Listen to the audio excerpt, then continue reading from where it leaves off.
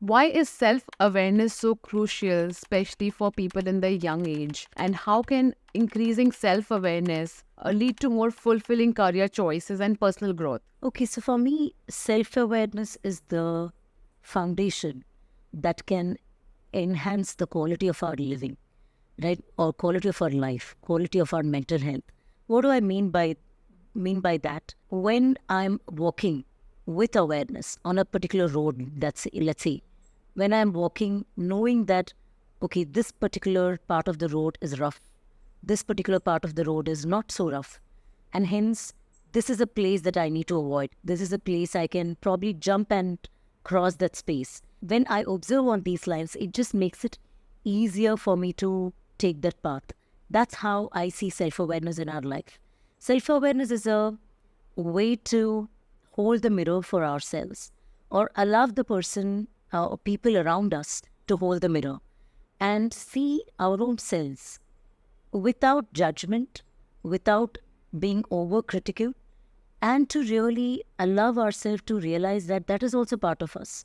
And the more we allow ourselves to see in a holistic way, we integrate all parts of ourselves in the way we look at ourselves, the more we will be in flow in life.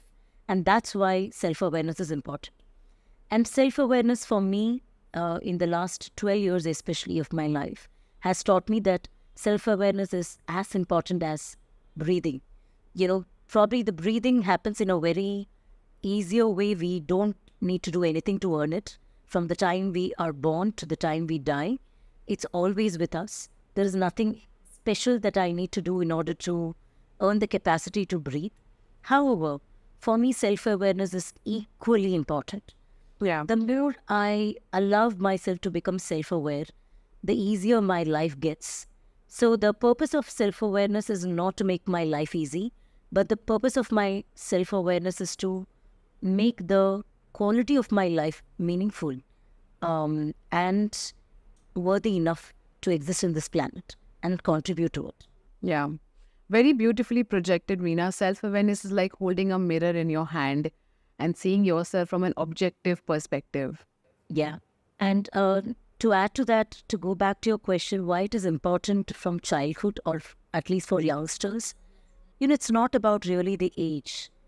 Certain things, probably if it had come my way as an awareness in my early 20s, I wouldn't have appreciated it the way it came to me when I was in my 30s or while I'm in my 40s.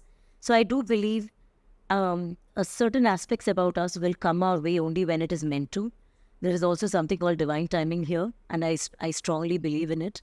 So rather than pushing for self-awareness, can we just be open in the space and wander with wonder? Be curious about everything and anything around us. Why am I like this? Why am I behaving in the way I'm behaving? Why is this person behaving the way they are behaving?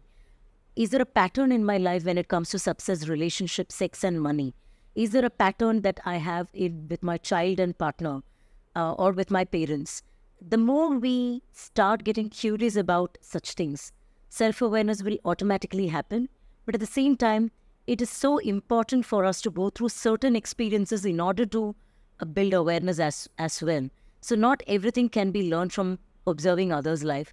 Some things we have to go through for us to become aware of. That's what I believe about self awareness. Yeah. I mean, that is why we have so many tools which are suggested by different coaches, such as journaling, such as meditation, gratitude, writing down your strengths and analyzing your own self in different situations. There are lots of tools out there, but I do believe, at least based on my life, I would suggest for me working with a therapist really helped.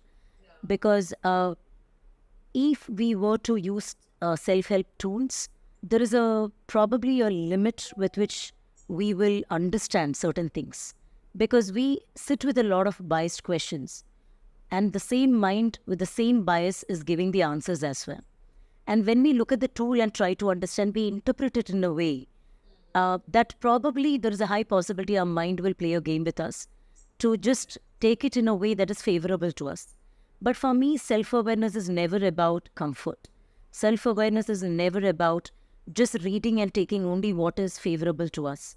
Sometimes self-awareness is about really breaking our comfort zone, and sometimes it is about making us crumble. And all these experiences are necessary as part of self-awareness. So for me, one of the ways to go about self-awareness is to work with a therapist. Second is to be part of a community. It could be part of a group coaching, it could be part of a women leadership group, it could be part of a set of like-minded people, or it could be part of a purpose that a lot of people are passionate about. So the more you are part of these communities, the way you work with others, the